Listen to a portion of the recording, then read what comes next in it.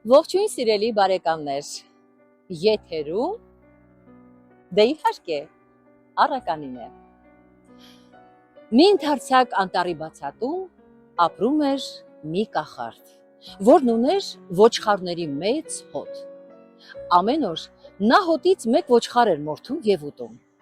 սակայն ոչխարները նրան շատ անհանգստություն էին պատճառում։ Նրանք փախչում էին անտառ եւ նա ստիպված էր մեծ ջանքեր գործադրել մեկին բռնելու եւ մյուսներին կրկին հավաքելու համար։ Բացի այդ, այն ոչխարը, որին պատրաստվում էին մորթել, զգում էր վտանգը եւ սկսում էր դիմադրել։ Իսկ նրա ճիչերը վախեցնում էին մնացածներին։ Այդ ժամանակ կախարդը խորամանկ հնարք մտածեց։ Նա յուրաքանչյուր ոչխարի հետ առանձին խոսեց եւ յուրաքանչյուրին ինչ որ բան ներշնչեց։ Մեկին ասաց. Դու ոչխար չես, դու ինձ նման մարդ ես, քեզ վախենալու ոչինչ չկա, որովհետեւ ես միայն ոչխարներ եմ մորթում եւ ուտում, իսկ դու այս հոտի միակ մարդն ես եւ հետեւաբար իմ լավագույն բարեկամը։ Երկրորդին ասաց. Ինչու ես ինձնից փախչում մյուս ոչխարների նման։ Դու առյուծ ես եւ վախենալու կարիք չունես։ Ես միայն ոչխարներ եմ սպանում, իսկ դու իմ ընկերն ես։ Երրորդին ներշնչեց. Լսիր, դու ոչխար չես, դու գայլ ես։ Ես հարգում եմ գայլերին։ Ես շարունակելու եմ ամեն օր հոտից մեկ ոչխար մորթել, բայց կախարդի լավագույն ընկեր գայլը վախենալու պատճառ չունի։ Այսպես նա խոսեց բոլոր ոչխարների հետ եւ յուրաքանչյուրին համոզեց, որ նա ոչխար չէ, այլ մի առանձնահատուկ էակ, որը տարբերվում է մյուսներից։ Այս զրույցներից հետո ոչխարների վարքագիծը ամբողջովին փոխվեց։ Նրանք հանգիստ տարածում էին եւ այլևս երբեք չէին փախչում անտառ։ Երբ կախարդը հերթական ոչխարին էր մորթում, մյուսները մտածում էին. Ահա եւս մեկ ոչխար սպանեցին, բայց ես առյուծ եմ, գայլ եմ, մարդ եմ, կախարդի լավագույն ընկերն եմ։ Ինձ ոչինչ չի սպառնում։ Նույնիսկ այն ոչխարները, որոնց հերթն էր հասնում, այլևս չէին դիմադրում։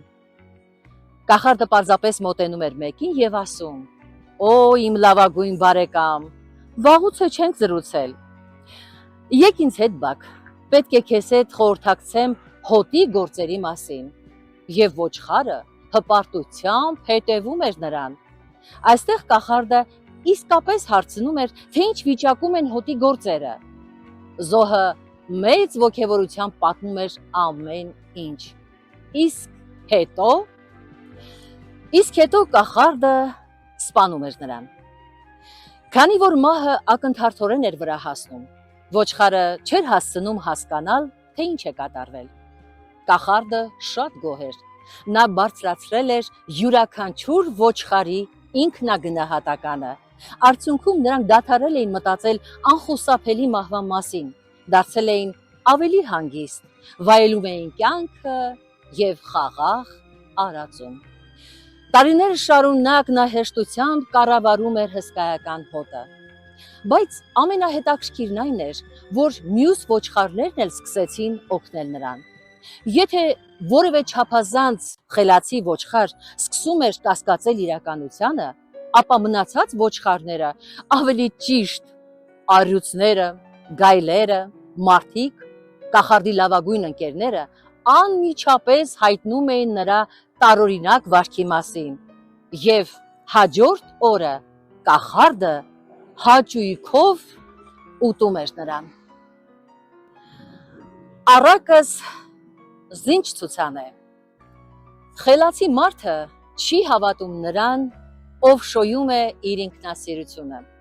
Նա հավատում է փաստերին։ Ոչխարը երբեք իրեն ոչխար չի համարում։ Նա իրեն համարում է խելացի, հեռատես, հատուկ, ընտրյալ։ Հենց դրա համար էլ նրան այդքան հեշտ է կառավարել։ Առակի ոչխարների ողբերգությունն այն չէ, որ կախարդը խաբեբա էր։ Խաբեբաներ միշտ էլ եղել են ու կլինեն, Ողբերգությունն այն էր, որ ոչխարները նախընտրեցին հաճելի պատրանքը իրականությունից։ Դրա պատճառով նրանք ոչ միայն չպաշտպանվեցին, այլև սկսեցին օգնել իրենց շահագործողին։ Ոչխարների ամենամեծ դժբախտությունը գայլերի գոյությունը չէ։ Ոչխարները չեն կորում այն պատճառով, որ գայլերը շատ են։ Նրանք կորում են այն պատճառով, որ չեն ուզում տեսնել գայլին, քանի դեռ նա իրենց դրան առաջ չի կանգնել։ Ոչխարների դժբախտությունն այն է, որ ամեն անգամ, երբ մեկը զգուշացնում է վտանգի մասին, նրանք հարձակվում են ոչ թե գայլի, այլ զգուշացնողի վրա։ Հոտի ամենավտանգավոր անդամը գայլը չէ, այն ոչխարն է, որը հարձակվում է ճշմարտությունն ասողի վրա, հանուն իր հարմարավետ պատրանքների։ Հոտի ամենամեծ ողբերգությունն այն չէ, որ իր մեջ գայլ է հայտնվում, այն է, որ հոտը միշտ պատրաստ է քարկոծել նրան, ով առաջինն է նկատում գայլին։ Սիրելիներս, ձեզ հետ է Մանուշակ Շիրինյանը։ Կհանդիպենք։ Լավ մնացեք։